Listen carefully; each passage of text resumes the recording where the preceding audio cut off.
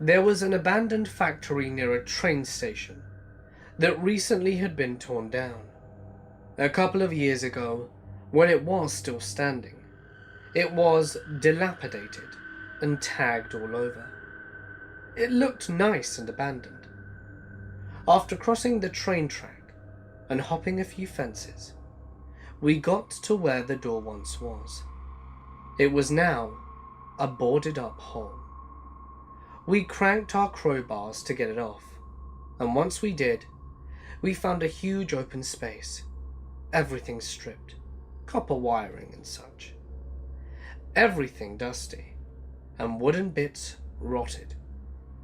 It smelt dank and mildewy, and was so dark, and it seemed like no one had stepped in there for years. This factory was huge. We decided to pop out from wherever we had, and came to explore another side. Once myself and my 3 friends came out, we searched along the sides to find another entrance. Then, the flashlight pointed at us. Shit! The cops. Goddamn, I don't need a trespassing charge. Then, oh shit, he has a gun. I wish this was a cop, and threat of a charge. We were huddled behind a hunk of scrap, and he was bellowing for us to get out. The fear I felt at that moment was unreal. Shaking, clammy, we stepped out. He pointed this bright-ass flashlight at us. His demanding voice went from a low growl to a more frantic, pissed-off one. Who the hell are you, and what are you doing here? Do you know where you are?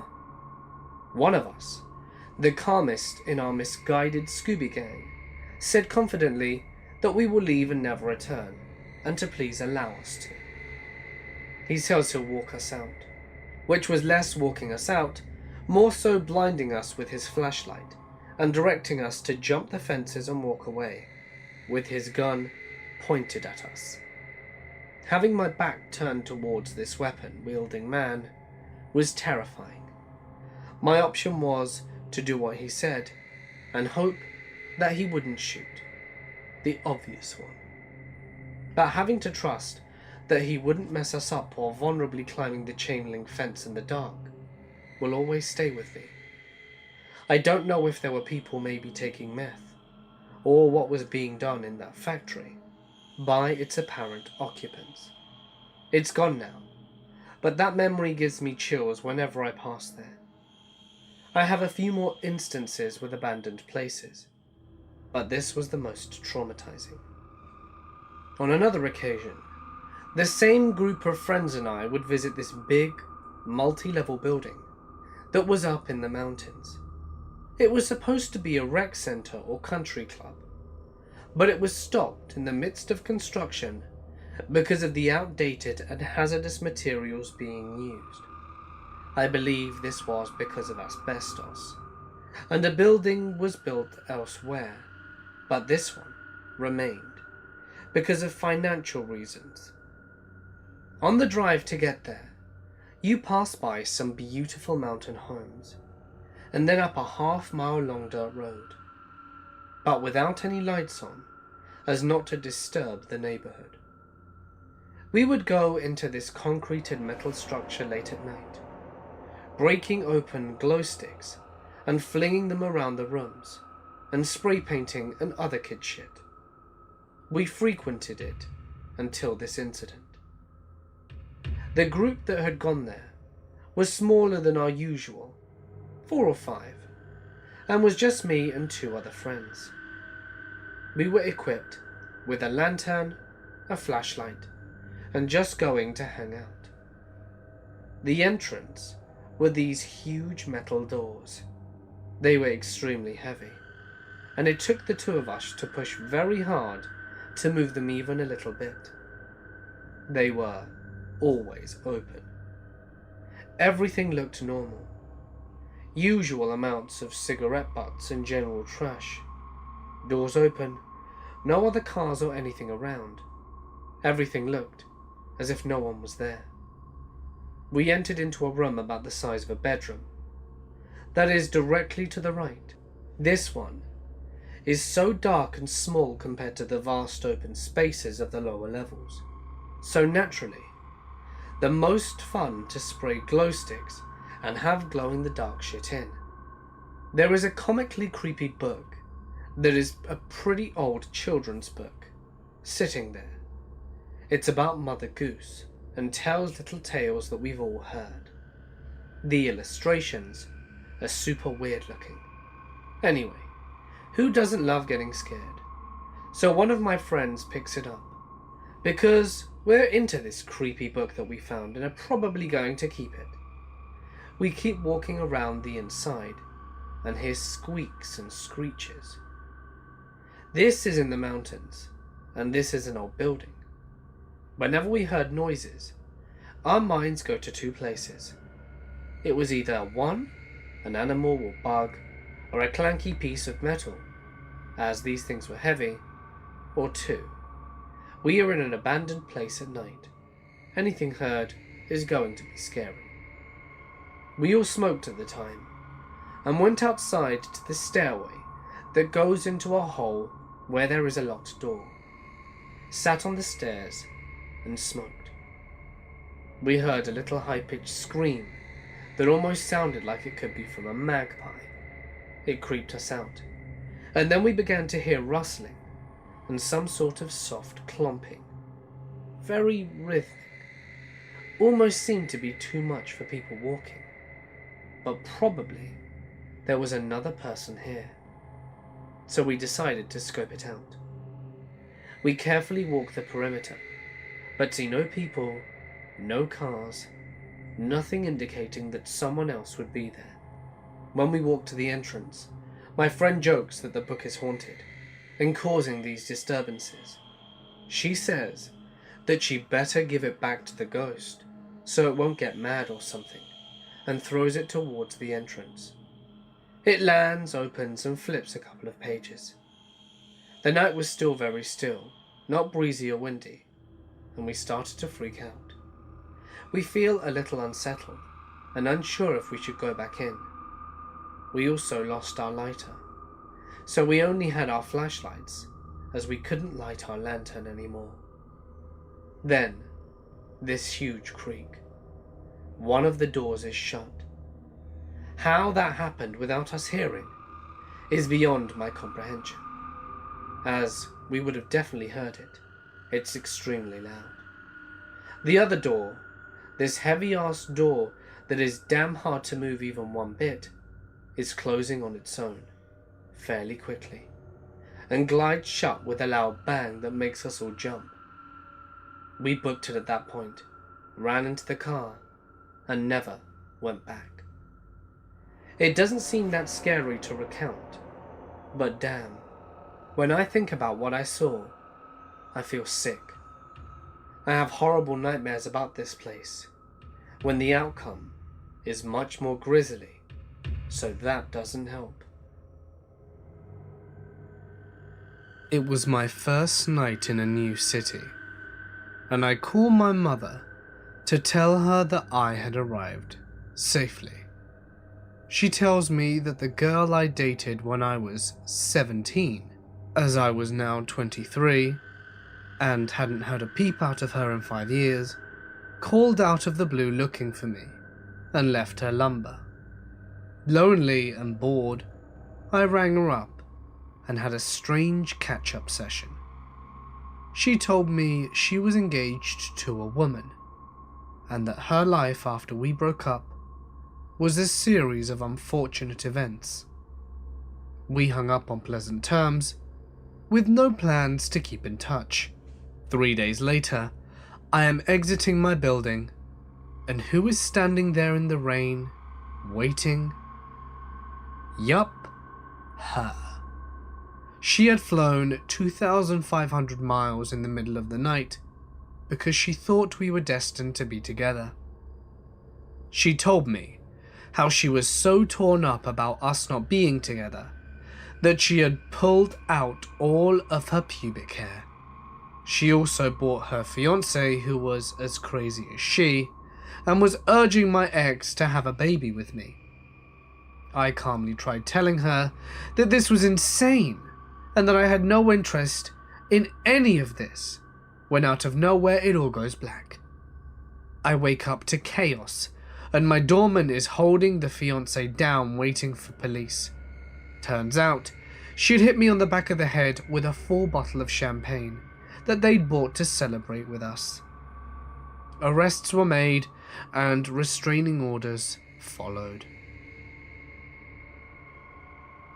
A few years back, my husband and I were living in an apartment in Brooklyn.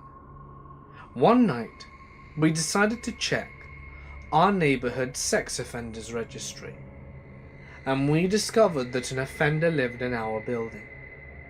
Not a big deal to us, as we didn't have any children at the time, but I should mention that this guy was one creepy looking dude, and I'm talking about wild hair, crazy eyes, and a creeper. We would see the guy walking around the building or neighborhood every now and then. He even set up fruit stands for a while, and would wildly yell at people as they passed by. He never bothered us, so we mostly didn't think about him. At the time, I was working a crazy job, where I would be at work really late every night, and have to take a taxi home. On those nights, my husband would stay up late, and wait for me to get home. I was also a bit brain dead when I would get home after a 20-hour shift, so sometimes it would take me a while to find my keys, and my husband would have to let me in. One night, I had texted that I was leaving the office at around 3 a.m. About half an hour later, my husband heard our door handle jiggling. Assuming it was me, he got up to let me in. However, something made him look out the peephole first, and there he saw him, the sex offender, completely naked, standing outside the door. As soon as my husband looked out, the guy stopped jiggling the handle, looked up, and put his eyeball right up to the peephole to try and look in, as if he could tell if someone was looking out at him. Then for some reason, my husband opened the door. As soon as he did, the guy tried to force himself in the apartment. Eventually, he got the door closed and called me. I was about a mile away from our building when I received the call, and I was terrified. It must have been obvious, because when we got to the building, the taxi driver asked if he could walk me to the front door. I told him yes, and that I would appreciate it, and he stood with me until my husband came from outside to walk me in. We lived on the 6th floor, and from the moment we walked in, you could hear someone running up and down the staircase. We ran to the elevator and jumped in, pressing the closed door button over and over until the elevator started to move. When we got to about the 3rd floor, the floor where the sex offender was at the time, he began banging on the elevator doors, trying to get in. And then we heard him go to the stairs and start running up the stairs to catch us. When we got to our apartment, we called the cops and reported the terrifying situation. It took them 2 hours to arrive, and by that time the guy had already picked up his clothes and gone home. The cops didn't even come inside the building. They made us go outside and didn't even get out of their cars. When I explained what happened, they responded by saying, "You live in Brooklyn, get used to it." Eventually we moved out of the building, but whenever we go back to that neighborhood, we still see the guy at his fruit stand, yelling at people walking by. A few years ago, I was backpacking in Eastern Washington with some friends of mine. I don't know how well you guys know Eastern Washington, but it's pretty much dust, sagebrush, and dirt. We decided to hike up on top of this canyon, and from there, you could see miles and miles of straight nothing. After a few hours of traversing the top of the cliff, we eventually found a little crevasse that kind of took us a little ways underground into a pretty decent sized cave. The cave was filled with little bones, like mice and bats, in one of the corners of the cave, there was a rock fixture that jutted up from the ground and almost made a separate room. In the room, we found lots of scratches on the walls, photographs, and 3 bottles with notes in them. While this was kind of off-putting on its own, we figured it was just some sort of joke, and we'd find a silly SOS note in the bottles. The scariest part about it all was the photographs were super ordinary, of families and normal people, and 2 of the notes in the bottles made no sense at all. While it was English, it was pretty much straight gibberish. None of the words made any sense in context with the other words. The 3rd bottle had a super ordinary letter, talking about what they'd been up to, something you'd send to a fairly distant relative after not speaking with them for a while. I don't really know what to think of it all. I feel like it could have easily just been someone joking around, but it was almost too strange for that. Under a church in my local town, there is this green door covering with no handle, because it's a wooden, real fake door. Legit though, it's a door with no hinges. It's meant to just stop access into there. I'd like to mention the door is on the back side of the church, and outside the church grounds. There's no road near it. One day, me and my mates saw someone had smashed the wooden door thing to pieces. As typical teenagers, we wanted to explore, but me being me, I said we should research it. In our town, there are quite a lot of tunnels linking houses and shops that are usually chained off, but a lot of them are still open and haven't been explored. This was the first time when we wouldn't have to ask a shop owner to have a look. I found that they were apparently all these ghosts, including the Blue Drum Boy, who got killed during a war in the early 11th century. My friend believes in all the paranormal stuff, so he got his cross and ghost shit ready. I packed a 500 lumen torch to light up the place and had a pack of batteries spare, as well as a walkie-talkie and all the other essentials. It was the early hours and pitch black, and we went in. Everyone was completely silent as we crept down the stairs, and suddenly we realized there was a 90-degree turn where we couldn't see the right. Everyone was scared shitless to go down first, so my mate lit a red flare and threw it in. Then we all walked in together. There was this huge room with another doorway. We looked around the first room, finding needles and blood. We carried on through the doorway and found a grate that had a ladder off it. Obviously we were buzzing and thought, what a great idea to cut through the lock and climb down the ladder. 3 out of the 4 of us were down when the largest of us all started climbing. It was rickety and kind of rusted, and it broke when he was halfway. The exit from the ladder was a tunnel, completely dry and pitch black, but he fell and shattered both ankles. Oh, and there was a bad stench. Yeah, bad situation as we couldn't get back up the ladder, and my mate couldn't walk, and he was the biggest guy, so we had to carry him. Basically, when me and one other mate carried on, leaving the others to find help, as the walkie-talkies got no reply, we walked past rotting rat corpses, live rats, and a shit ton of blood stains.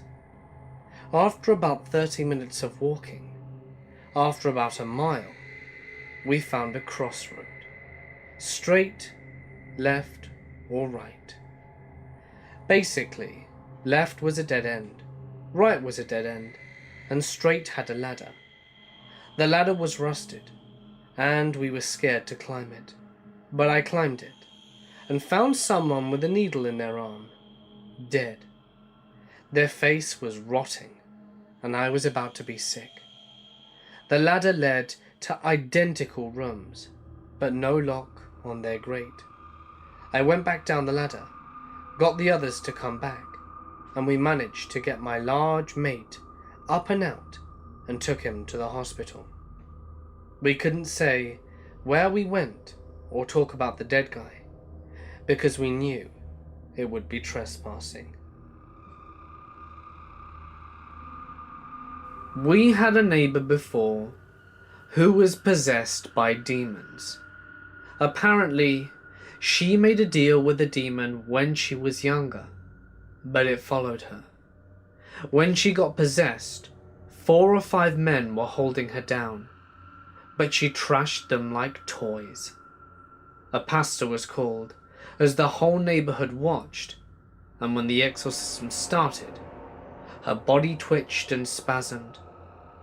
She also levitated less than an inch above the bed. The exorcism was very exhausting, and she said that she would just go with them, as in the demons, but they told her to trust in God, because if not, she would be dragged to hell. After the first day, they thought that they had moved all the demons, but some of them were still holding on to her. They did another exorcism, and finally they were all removed. They removed a total of 6 demons within her. And I also saw a news story on TV, where several students in a school in a very rural area were possessed. What's weird about this is they started speaking Latin, German and Greek, languages that are not taught in schools here in Asia, the Philippines. I found it incredibly creepy, and is certainly one of the scariest things I've heard in my life. I spent various stretches of time backpacking and camping throughout the US, and have seen some strange things. My brother and I came across an abandoned trailer town of sorts that scared the hell out of us. We also came across a run-down and really small town out in New Mexico that seemed to have one person living in it. On the fact that there was still some food and supplies there that were just fairly fresh.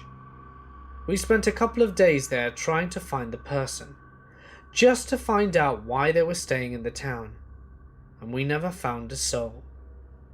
We also found the skeletal remains of an unknown number of deer, ranging from bucks to fawns, ensnared in barbed wire fencing that encompassed a 10 by 10 area in the Ozarks. A few of the skulls topped the fence posts, and there was one post in the middle of the area that had decaying deer bodies. Looked to be 2, but there were only 6 hooves jutting out of the wreckage, and they were wrapped around it. We found a dummy hanging from a tree while in the Yukon Territory of Canada, literally out in the middle of the woods. No reason for it as far as we know. We also came across a dead junkie on a road out to Olympia, obviously OD, as he had his arm tied and a needle in his hand. Eyes were glazed over and staring right ahead with his mouth slightly ajar. I need to give you a bit of background. When this occurred, I was not living the healthiest of lifestyles. I quit using heroin when I was 25 and moved to France for 5 years. I just recently moved back to the States this past summer. This is relevant because it speaks to my mindset at the time, all about how this occurred, and why I was comfortable taking the absurd risks I took. I was a drug fiend. Anyway, onto the story. When I was 20, I had moved from Baltimore to the Eastern Shore, thinking the distance would help mitigate my habit. It didn't. Instead, I just ended up driving to Baltimore every couple of days and buying several $100s worth of heroin, instead of just buying less on a daily basis. In the process, I got to know a lot of good people, some of them hacks. In Baltimore, a hack is someone who operates a cabbie illegally. Often they take people into the city to pick up their drugs, or just charge half the rate of a legit cab driver. I had met an older guy at a Dunkin' Donuts in Dundalk who did this. Now, I wasn't into the habit of using hacks, but one night, my ride went down a one-way street the wrong way in front of a police officer, and we were pulled over and searched. It ends up the idiot had brought his stash of pot with him. So we were arrested, and God was I pissed. Around midnight that night, they released me. It ends up that not only had my friend admitted ownership of the marijuana, but the reason they'd used to search us, that his license was showing up as suspected, was bull. And my friend's lawyer had called them up on it. So there I was, in the middle of Baltimore City with no ride and nowhere to go. Dope sick in the middle of December. They released the men and women separately, and my friend's cell phone was still off at the time when I tried to call it. It ends up he'd been released several hours earlier, but had left his phone in the truck. For anyone who hasn't had the pleasure of being arrested, they impound your vehicle. You're out of luck re-getting your vehicle back. Not to mention another couple of $100 in the hole. As I mentally ran through my list of options, I remember the hack I'd met earlier that week, and decided to give him a try. I figured that at the least, if he was still awake, I could pay him to help me cope, and drop me off at the Greyhound bus station to wait out the night. Well, I called, and not only was he up and about, but he was also only about a 10-minute drive away from where I was being released. The fact that he was still up and about at 1 a.m. may have given normal people pause. I just assumed he was probably a crackhead, tweaker, or some such, and wrote it off as luck. Within half an hour, he showed up, and I clambered into the long grey sedan, just grateful to be out of the cold and back on solid ground. Now, to give you an idea of the way this guy came off, the very best I can think to describe him is grey. Everything about him just grey. His vehicle was a medium dinged up grey. His hair was very longish and a deep, solid grey. Even his palace seemed grey. I remember he had the face of a postmenopausal woman. Sort of Jolie, if you know what I mean. Soft. In retrospect, the guy was creepy as all get out. But, at the time, he seemed unexceptional. And really, in the drug world, there are so many weird people that unless someone comes off as blatantly volatile, you eventually learn to just ignore the crazy. If you don't, you'll drown in it. We managed to cop in Baltimore. There's always someone out. I asked the guy to take me to the Greyhound station, just wanting to get well and to curl up, till I could think about catching a bus. And he just sort of looked at me, looked down, looked back up, and then asked if I just wanted to go watch TV at his place till the buses began running.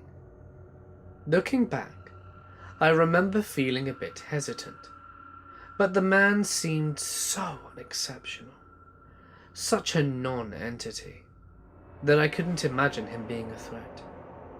And, if I'm entirely honest, I just wanted a clean, warm place to get it on. I was well beyond dope sick at this point. All my consuming thoughts were to just get straight. Taking my silence for hesitation, I remember him telling me not to worry, and he wasn't going to try anything. I ought to have mentioned that I am a 5'6", 100-pound female, 20 years old at the time, and the bus station wasn't the safest place for a tiny female like myself to be hanging out at 2 o'clock in the morning. That he was just trying to help. Well, I thanked him. I said sure, and we proceeded to drive out towards the county. To this day, I'm still not sure in which direction we even went in. Just that wherever it was that he lived, it was about half an hour outside of the city, and that it was not in the woods, but in a heavily wooded area. As we neared his house, he started acting a bit strange. Not enough to set off the alarm bells yet, but still. I'll never forget him saying that either the police chief or the chief's son lived in the same cul-de-sac that he did, that they were friends, and that the guy had helped him out of what turned to be a few predicaments. The house was right on a lake, with a dock in the backyard, and I have no idea what county this was in, and no one I've tried describing it to has ever been able to pinpoint it either. It was totally alien to me. We pulled into his driveway, and I was shocked to see that his house was closer to being a McMansion than the hovel I assumed I was in for. He would go on to tell me as he parked and we walked up to his door that it had belonged to his mother, who had recently passed away. Here this ratty little man with a ratty little car, in his ratty little clothes, is living in an extremely well and expensive house, driving around all day and night for pocket change, and basically living at a Dunkin' Donuts. I was a bit more skeptical. When we went inside, the situation became even stranger, but at least more familiar, more in line with what I'd seen the guy do thus far. The house was covered in two things: dust and knickknacks. And when I say covered, I mean covered. Every square inch surface space was covered in a tacky little porcelain angel and dollar store crap. Shelves, tables, the top of the ginormous old box television, even the kitchen was covered in them. The kitchen itself I only saw for a brief moment, but I'll never forget how even the sink was filled with the things. There were the obligatory dollies that all old people seem to have in spades, all of them, coated in dust and discoloured. I asked where the bathroom was, and excused myself to go get high. I was getting pretty weirded out at this point, and I just wanted to get straight to it in order for me to decide what to do. The first thing I did was went back to the living room, which was the first room you walked into when you came into the door. I didn't want to go any deeper into the house. I really wanted to take a look at the lock on the door and to create an exit strategy, and hope I didn't really need one. The hope was quickly dashed. The first thing the guy did was bring me a glass of water and a handful of pills. I asked him what the pills for, and he said to sleep. Now it's 3 a.m. At this point I have to be at the bus station by 6 at most, and we have maybe 2 hours before we need to leave. I tell him that I don't think that's a great idea, since falling asleep isn't on the agenda, that we didn't have time even for a quick nap. Well, he starts to become pretty insistent that I take the pills.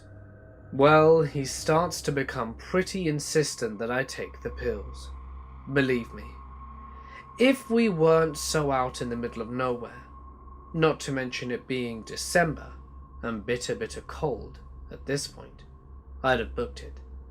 Instead, I sort of laughed and took the 2 pills out of his hands and stuck them in my mouth and took a sip of water saying, "Well, what the hell." Immediately he brightened and shuffled off to get me another glass of water, which I requested. Looking back, I shouldn't have even drunk the bloody water. I spat out the pills and shoved them in the seat of the sofa. The whole time we'd been talking about little things. Baltimore, local politics, music, nothing deep. At this point, he starts asking me about my chemicals, about drugs. Specifically, what sort of drugs will knock someone out, but not harm them. How much you need, or what for someone. Say, for someone tiny, like myself. I try to act as if this is entirely normal conversation. At this point, it seems that my existence is dependent on whether or not I register how abnormal the entire situation was. I think my thought process at the time was that I couldn't act as if I knew anything was going on.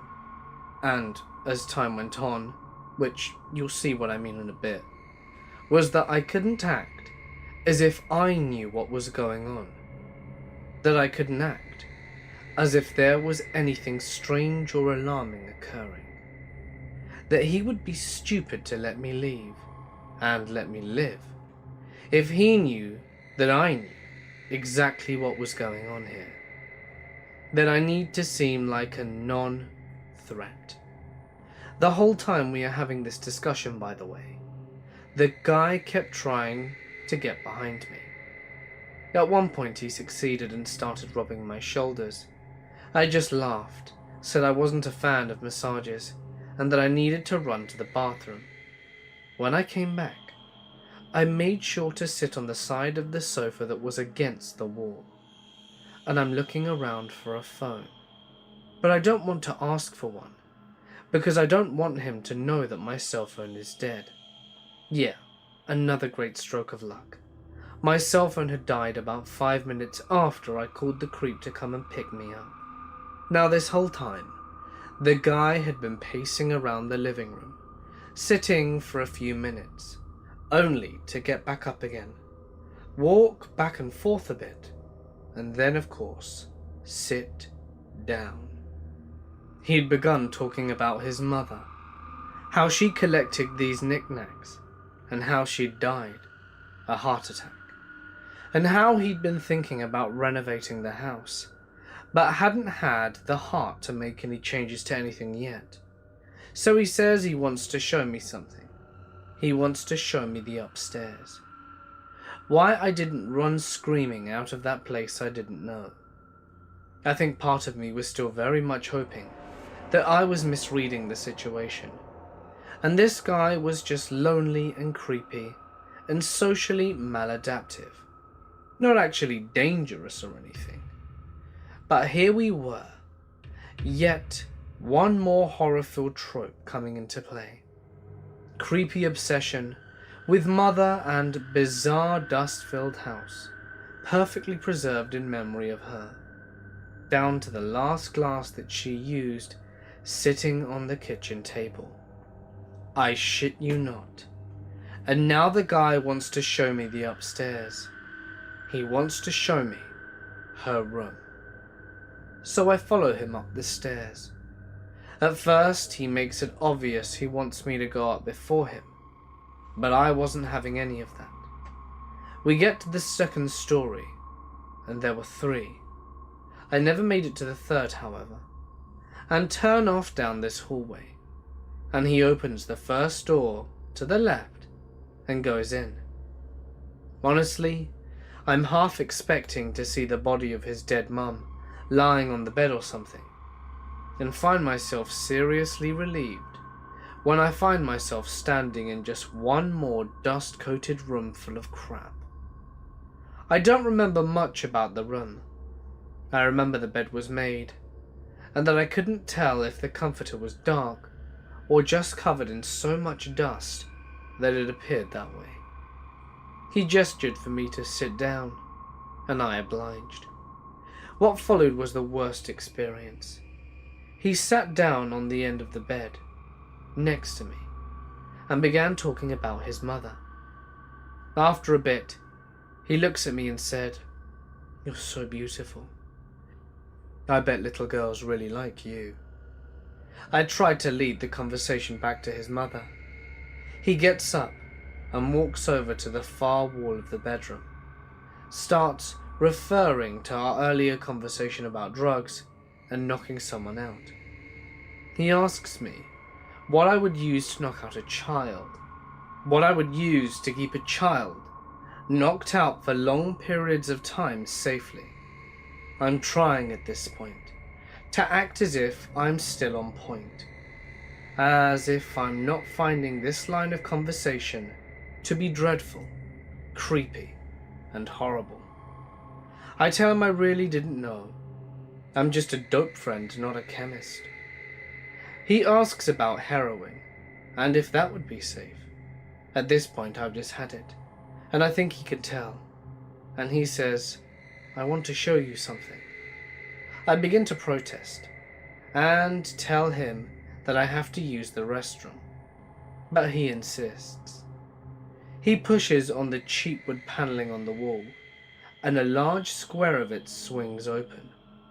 He gestures inside, says he's been working on it for a few years, that it's just big enough for a small woman, but made for a child.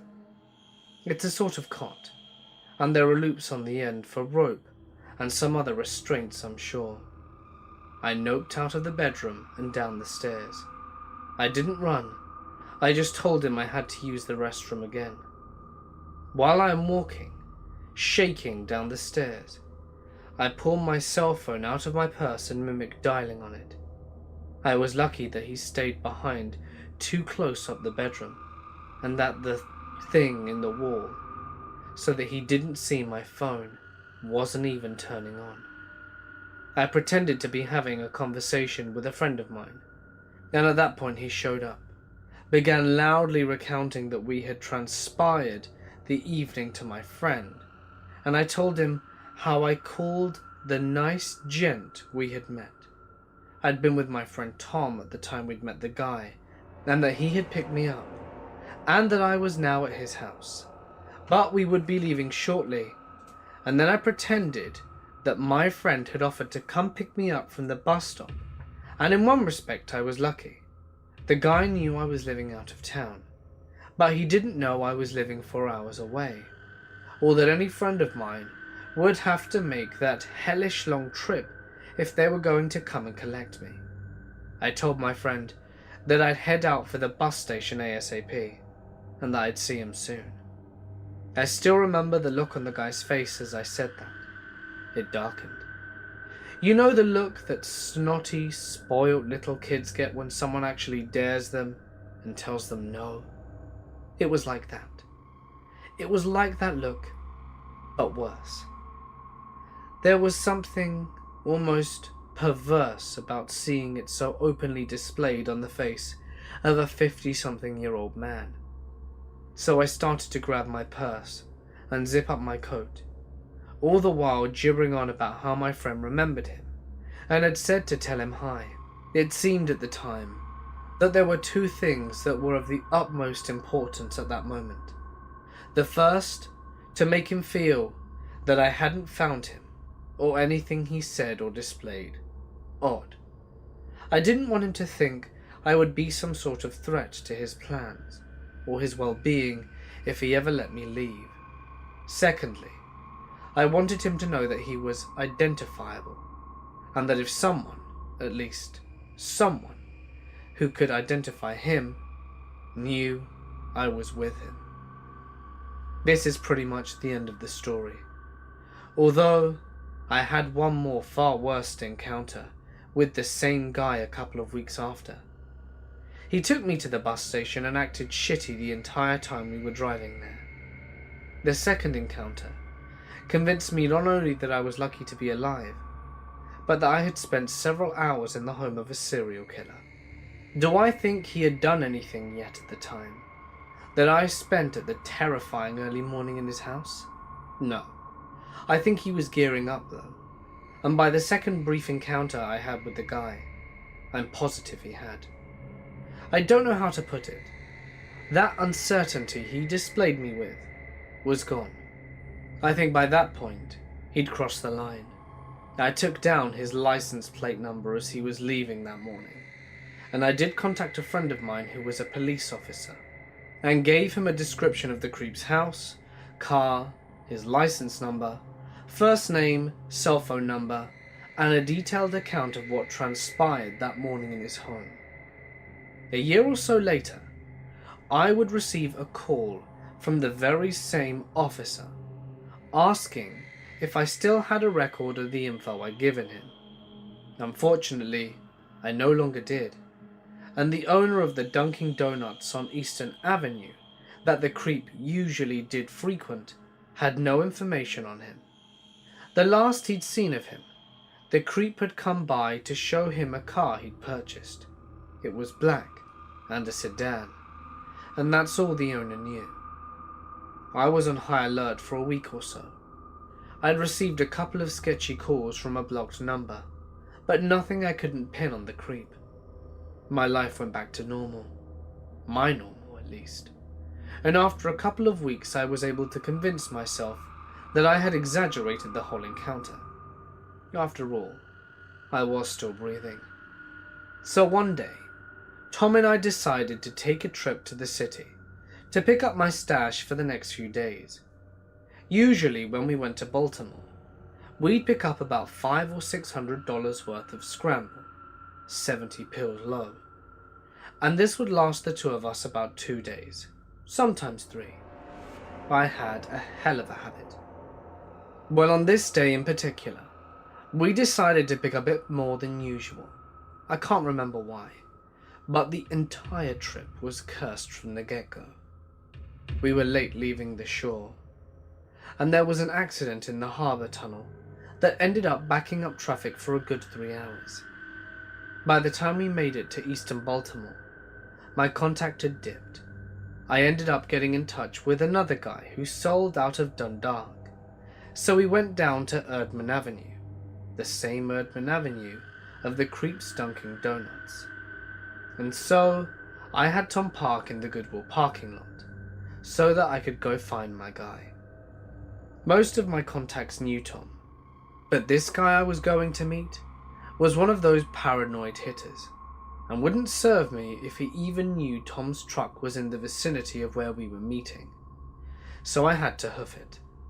I can't remember exactly where it was he wanted me to meet him, but I'm fairly certain that it was on Dundalk Avenue, or Merritt Boulevard, one of the large roads that runs through Dundalk like a vein.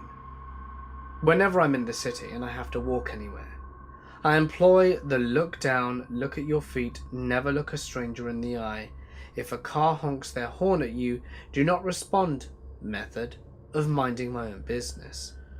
A large part of the reason I do this is the unspoken reason. It's because a lot of people will assume that you're a hooker if they see you walking. Generally, if you don't respond when they honk their horns and holler at you, after a bit, they'll probably leave you alone. And don't forget the police and the undercovers. It's their job to harass you a bit, and to see if you'll respond, to see if you're doing business or merely an unlucky member of the vehicleless tier of society. On this particular day, I remember being more than a little spooked at the absence of traffic. It wasn't a nice day. It was overcast, grey, a standard January afternoon in Baltimore. But it wasn't abnormally shitty either. There was certainly no reason for it to be so quiet. I was walking down one of Dundalk's larger roads. The traffic should have been steady. There should have been a few people shopping and walking about at least. But nope. It was just me and the occasional ragtag car. I was about a mile down from the road from my meeting point, with my dealer, when a black sedan pulled up next to me. It was the creep. He opened the passenger side door from inside and told me to get in. Now, I seriously considered altering this story from my point of view to make myself look like and feel like less of a retard. But so far, I've been entirely honest in my retelling of this encounter with the guy, so I'm not going to start lying. Anyway, please cut me some slack. Over the 3 or 4 weeks that had passed since the incident at his house, I'd spent a fair amount of time talking myself into believing that I had over-dramatized the whole encounter. That maybe that little room in the wall, with the cot, hadn't been what I thought it was. In short, I had tried to convince myself that I was just a heroin-addled junkie who had blurred the lines in between reality and fantasy. So when the creep pulled up and told me to get into his car, there were a lot of reasons why I did that, instead of doing what a sane person would do, which is start screaming, running, and pitching a fit and just generally noping the hell out of there. I've tried to figure out that day why I did that, and all I can say is that I'd been convincing myself that there was no way I'd actually experienced what I thought I had, and my dislike at the feeling that I'd been a giant coward. I sort of felt compelled to face the guy and verify that no, there was nothing strange going on, and that it really had all been in my head. But at the same time, there was another dynamic at play. The fact that I was still sickeningly afraid of the creep.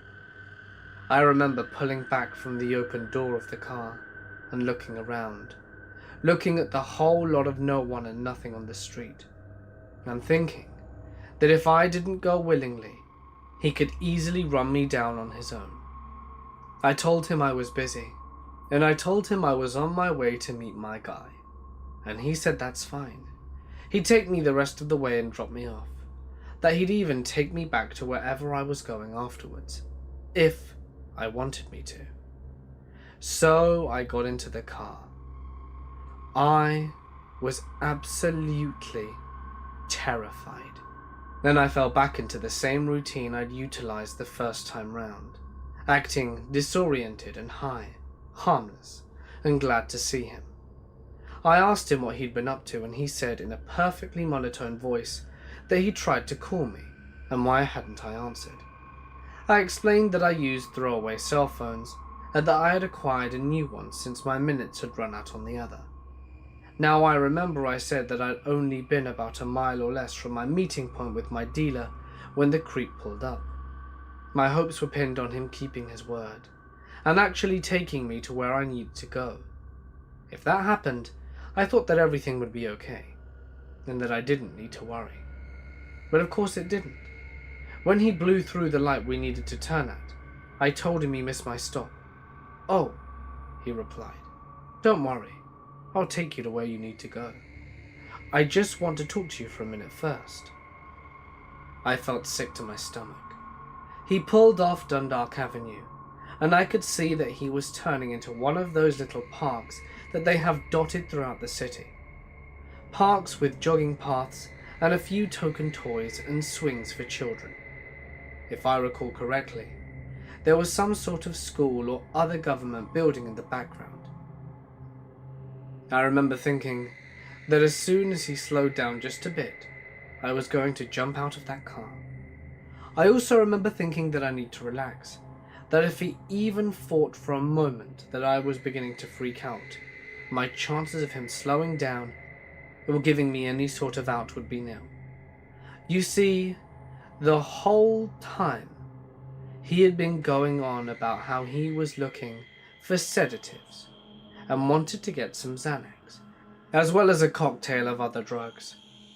How he'd really like my help, and how he'd been scouting the park we were in at the moment, as well as other parks throughout the city and county, and how he was certain that with someone like me by his side to help lure little girls back to his house, he could fulfill his dream, he said. And here is what terrified me the most.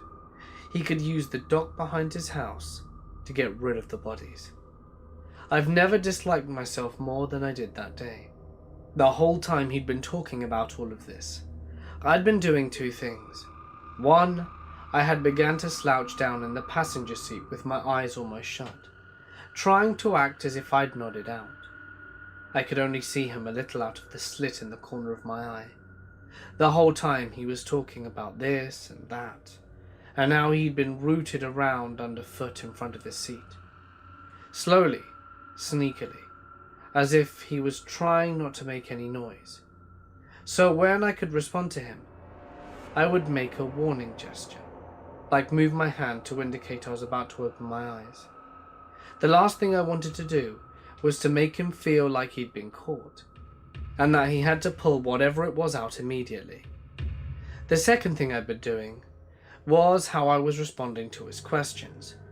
Instead of acting freaked out or upset, I was trying to act like I was on board with all of this, but not too on board. I was trying to act like I was considering it, like I had the option to do this if I wanted or not. I didn't want him to think of me as a victim, and I didn't want him to think that I was thinking of myself as a victim. I was hoping that if I acted like his peer, like a potential partner in crime, that he would treat me like one, or at least pretend to for long enough for me to leave the car safely. He was starting to circle the park when he began to slow down significantly. Through the slit opening of my eye through my eyelashes, I could see him reach as far down as he could under the front seat, all the while watching me intently to see if I'd move. I knew it was time to get the hell out of the Dodge, because whatever he had, whatever he was looking for down there, he did not want me to know about it, and that terrified me, and God was I lucky. I was lucky because at the same time that he was slowing down, another car had come out of nowhere and was slowing down next to his vehicle. He sat up, and I bolted. I just grabbed the door handle and fell out of the door and ran without ever looking back. I pulled my cell out of my purse and called my friend, and had him pick me up from one of the stores on the corner of the avenue. I was bawling, terrified at my own stupidity, at how close I knew I had come to ending up in someone's psycho dungeon. This was how he referred to the hole in the wall during the rant that day. All because I didn't listen to my instincts, or hell, just pure common sense. I cried and cried and cried, thinking about the creep and all the things he said he wanted to do to little girls. This, for all intents and purposes, is the end of my encounter with the creep. But 2 or 3 months after all of this happened, I received a phone call one day, and I didn't answer it because the number was unfamiliar. Later that week, I checked my voicemail. It was the creep. He changed his number and wanted to let me know he had finished renovating the house and wanted me to come see it. He said he put an ad in some paper and was letting out various rooms at boarding rooms for women only, and that he had some interesting ideas he wanted to talk over with me. I forwarded the new number to my police officer friend and changed my own. Despite what I said earlier when I had told the creep that my number I'd changed and I used throwaway phones, my number had never changed. I just never answered because I didn't know, and prior to our second meeting, had not bothered to set up my voicemail at that point in time. Over the years, I've tried on and off to find the creep's house. Now, with Google Maps, I may even be able to narrow down the county. The Dunkin' Donuts he hung out at every morning for years is the one on Edmond Avenue. Google Maps shows the Dunkin' Donuts with a bus stop out front, for anyone that's interested in checking it out. I still think the best bet is the owner of the Dunkin' Donuts. The creep hung out there for years, picking up business, drinking coffee, and talking to the owner. I refuse to believe they didn't know each other a bit better than the owner made out, or that the creep just never showed up there again. I can believe that he may have cooled it with that place after our brief encounter, but I think it's almost a given that he'd have gone back eventually. The only other point of possible identification I can think of is the cop that the creep claimed lived in the same cul-de-sac that he did. He said it was either the police chief or his son.